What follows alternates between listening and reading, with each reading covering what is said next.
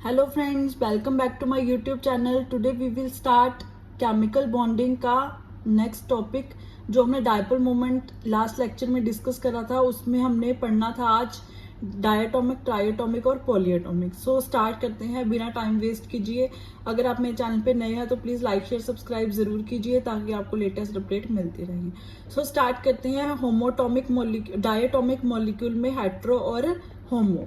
मैंने आपको last lecture में भी बताया था कि होमो जो होता है वो सेम एटम से बना होता है, हेट्रो जो होता है वो डिफरेंट एटम से बना होता है। तो हम एग्जांपल लेके चलते हैं। यहाँ पे देखिए एग्जाम्पल, सबसे पहले हम होमो की एग्जाम्पल लेंगे जो कि सेम एटम्स के आएंगे। सेम एटम मतलब यहाँ पे क्लोरीन ले लिया, यहाँ पे क्लोरीन ले लिया। अब हमें पता है कि जब ये दोनों इलेक्ट्रोनेगेटिव एटम है और दोनों में सेम फोर्स लग रही है तो इसमें चार्ज सेपरेशन होएगा ही नहीं। जब चार्ज सेपरेशन नहीं होएगा तो नेट फोर्स कितनी आ गई, जीरो, और डायपोल मोमेंट भी कितना आ गया, जीरो। और मैंने आपको लास्ट लेक्चर में भी समझाया था जब नेट फोर्स और डायपोल मोमेंट जीरो हो तो वो मॉलिक्यूल कौन सा होता है, वो होता है नॉन पोलर। ठीक है जी, क्योंकि यहाँ पे same atom exert same force. इसका रीजन क्या है कि यहाँ पे होमोएटॉमिक मॉलिक्यूल है जो कि सेम एटम है, मतलब क्लोरीन और क्लोरीन सेम एटम है, तो इसलिए यहाँ पे फोर्सेस भी सेम लगेगी। जब सेम फोर्स लगेगी तो यहाँ पे नेट फोर्स भी क्या होएगी, जीरो। ठीक है, तो सेकंड एग्जांपल लेके चलते हैं हम हेट्रो एटॉमिक मॉलिक्यूल का। यहाँ पे हमने अलग अलग मॉलिक्यूल ले लिए, देखो ध्यान से, हाइड्रोजन और क्लोरीन। अब क्लोरीन क्या है, मोस्ट इलेक्ट्रोनेगेटिव एटम। इस पे क्या आ गया, पार्शली नेगेटिव, इस पे क्या आ गया, पार्शली पॉजिटिव। अब दोनों के बीच में कुछ ना कुछ फोर्स लगेगी। मान लो यहाँ पे 10 न्यूटन फोर्स लग रही है, यहाँ पे 5 न्यूटन। ये जो मैंने फोर्सेज शो करी हैं ये कोई पर्टिकुलर फोर्सेज नहीं है, ये जस्ट एग्जाम्पल आपको समझाने के लिए मैंने फोर्सेज दी हैं। कहीं आप सोचो कि यहाँ पे ये परमानेंट फोर्सेज है, ये परमानेंट नहीं है। ठीक है जी, तो यहाँ पे देखिए अब कुछ ना कुछ फोर्स लग रही है। यहाँ पे 10 न्यूटन अब ज्यादा फोर्स है तो यहाँ पे कम है। अब अगर हम दोनों को वो करेंगे तो ऑब्वियस सी बात है कुछ ना कुछ फोर्स आएगी। तो फोर्स क्या होगी, नॉट इक्वल टू जीरो। तो इसका मतलब डायपोल मोमेंट भी क्या हो गया, नॉट इक्वल टू जीरो। जब हमें पता है कि force not equal to zero है, dipole moment not equal to zero है, तो इसका मतलब जो मॉलिक्यूल है वो क्या है, पोलर मॉलिक्यूल। इसके और भी एग्जाम्पल हो सकते हैं जैसे HF, HBr, HI। ठीक है, बहुत सारे एग्जाम्पल हम लेके चल सकते हैं, बट यहाँ पे हमने HCl का एग्जाम्पल लिया है जो कि एक पोलर मॉलिक्यूल है। ठीक है जी, नाउ हम बात करते हैं ट्राइएटॉमिक मॉलिक्यूल। हमने डायटोमिक पढ़ लिया, अब हम पढ़ेंगे ट्राइएटॉमिक मॉलिक्यूल। अब ट्राइएटॉमिक मॉलिक्यूल में हम AB2 टाइप लेके चलेंगे, मतलब इसमें 3 मॉलिक्यूल होंगे। ठीक है, 3 सॉरी एटम्स होंगे, मॉलिक्यूल तो एक ही होएगा, 3 एटम्स होंगे। यहाँ पे देखिए BFF, ये 3 एटम्स हो गए। अब यहाँ पे देखिए जो बोरॉन है इसके साथ F लगा, इसके साथ भी F लगा। अब ये दोनों सेम एटम्स है, अब सेम एटम में सेम फोर्सेस लगेगी तो इसका मतलब नेट फोर्स क्या होगी, जीरो, और डायपोल मूवमेंट जीरो, तो सब्सटेंस मॉलिक्यूल सॉरी क्या हो गया, नॉन पोलर हो गया। ठीक है, अब इसमें देखिए सेकंड जो एग्जांपल ली है कार्बन और ऑक्सीजन के लिए हमने CO2।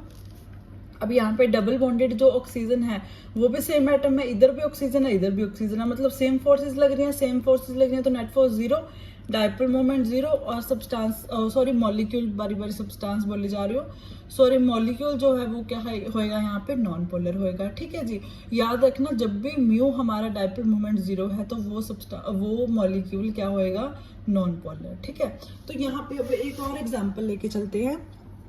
ये देखिए यहाँ पे SO2 की एग्जाम्पल ली है, यहाँ पे double bonded O, double bonded O, और यहाँ पे क्या आ गया, एक लॉन पेयर आ गया।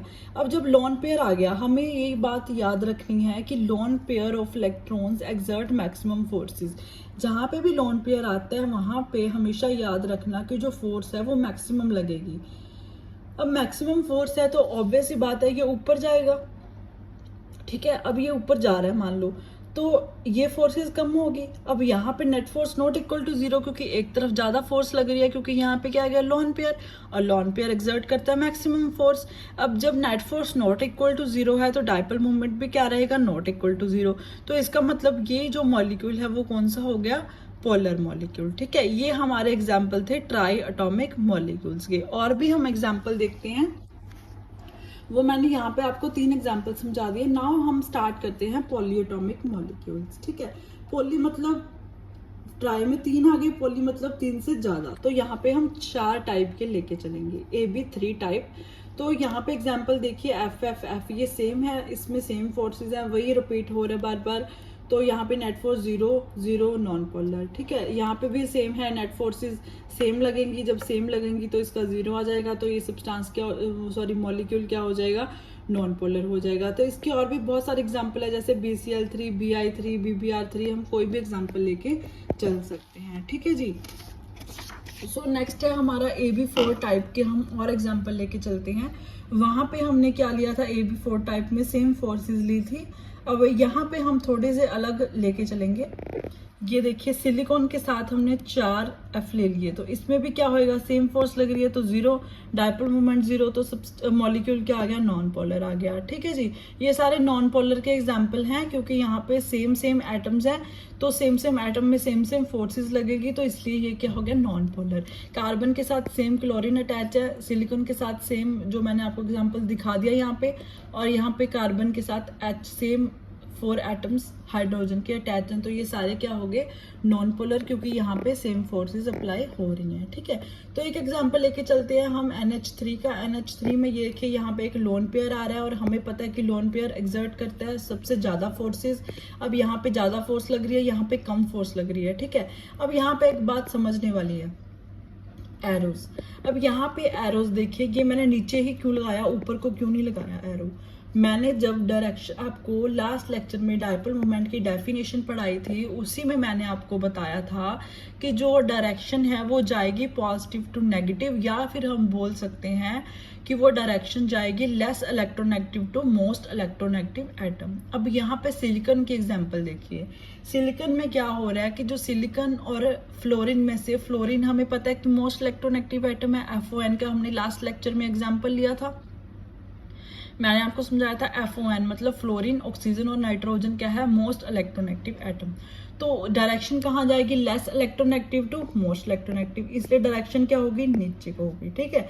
इस तरफ सारे के सारे फ्लोरीन की तरफ डायरेक्शन जा रही है, क्योंकि फ्लोरीन क्या है, मोस्ट इलेक्ट्रोनेगेटिव एटम। तो लास्ट लेक्चर में मैं आपको यही समझाने की कोशिश कर रही थी कि जो डायरेक्शन होती है वो कैसे जाएगी, मोस्ट इलेक्ट्रोनेगेटिव एटम के पास जाएगी, मतलब less electronegative to most electronegative, ठीक है जी। अब यहाँ पे देखिए, हमें पता है कि जो लोन पेयर है वो ज्यादा फोर्स एक्सर्ट करता है, तो ये ऊपर को जाएगी। अब हाइड्रोजन और नाइट्रोजन में देखिए, नाइट्रोजन हमें पता है कि मोस्ट इलेक्ट्रोनेगेटिव एटम है, तो ये जो हमारा एरो है ये ऊपर को जाएगा, ये भी ऊपर को और ये भी ऊपर को, ठीक है। तो अब यहाँ पे फोर्स ज्यादा लग रही है, यहाँ पे फोर्स कम लग रही है, तो इसका मतलब कुछ ना कुछ फोर्स होएगी। अब कुछ ना कुछ फोर्स होएगी, तो इसका मतलब नॉट इक्वल टू 0, तो म्यू भी नॉट इक्वल टू 0 आ गया, तो इसका मतलब जो ये मॉलिक्यूल है वो क्या है, पोलर मॉलिक्यूल, ठीक है। यहाँ पे मैंने लिख भी दिया साइड में, because nitrogen is most electronegative atom, इसलिए इसकी डायरेक्शन ऊपर को जा रही है, ठीक है जी। तो ये डायरेक्शन का आप बहुत ध्यान रखना, कई बार एग्जामिनर वैसे आपकी नॉलेज चेक करने के लिए भी पूछ लेता है, ठीक है। अगर आपकी कोई भी क्वेरी है तो आप कमेंट सेक्शन में पूछ सकते हैं, अगर आपको और भी कोई टॉपिक चाहिए तो वो भी आप कमेंट सेक्शन में बोल सकते हैं, आपको वो टॉपिक प्रोवाइड करा दिया जाएगा, ठीक है जी।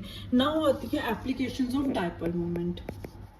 अब डायपोल मोमेंट की क्या एप्लीकेशंस हैं, difference between polar and non polar molecule. अब ये क्या बताता है हमें, डायपोल मोमेंट बताती है कि पोलर मॉलिक्यूल कौन से होते हैं और नॉन पोलर मॉलिक्यूल कौन से होते हैं, जो कि आगे हमने पढ़ लिए डाई, ट्राई और पॉलीएटॉमिक मॉलिक्यूल्स में एग्जांपल लेके, ठीक है। और डायपोल मोमेंट हमें सेकंड क्या बताती है, आयनिक करैक्टर इन अ मॉलिक्यूल, और थर्ड में क्या बताती है, शेप्स ऑफ मॉलिक्यूल, की मॉलिक्यूल की कौन सी शेप होएगी, कैसे होएगी, वो भी कौन डिसाइड करता है, डायपोल मोमेंट। और ये बताती है कि जो हमारे मॉलिक्यूल होंगे वो सिस मॉलिक्यूल होएगा या ट्रांस मॉलिक्यूल होएगा, ठीक है जी। और fifth, when dipole moment is 0, अगर डायपोल मोमेंट 0 आती है तो वो मॉलिक्यूल नॉन पोलर होएगा, और अगर डायपोल मोमेंट 0 नहीं आती तो वो मॉलिक्यूल पोलर होएगा। ये है इसकी एप्लीकेशंस। जो इसकी फर्स्ट एप्लीकेशन है वो तो हमने कंप्लीट कर ली है कि ये डिफरेंस बताती है पोलर और नॉन पोलर में, इसके हमने सारे एग्जाम्पल भी पढ़ ली है। तो नेक्स्ट लेक्चर में हम पढ़ेंगे आयनिक करैक्टर, ये कैसे बताती है डायपोल मोमेंट, और उससे नेक्स्ट लेक्चर में हम पढ़ेंगे शेप्स ऑफ मॉलिक्यूल, कि जो डायपोल मोमेंट है वो कैसे डिसाइड करती है कि मॉलिक्यूल की कौन सी शेप होगी, ठीक है जी। तो आज के लेक्चर में इतना ही हमने पढ़ा, डाई, ट्राई और पॉलीएटॉमिक, नॉन पोलर कौन से होते हैं, पोलर कौन से होते हैं, और इसकी एप्लीकेशंस भी कवर कर ली हैं। नेक्स्ट लेक्चर में हम पढ़ेंगे आयनिक करैक्टर इन अ मॉलिक्यूल। सो आज के लिए इतना ही, ओके बाय। अगर आप चैनल पे नए हो तो प्लीज लाइक शेयर सब्सक्राइब जरूर कीजिए। Thank you so much, bye.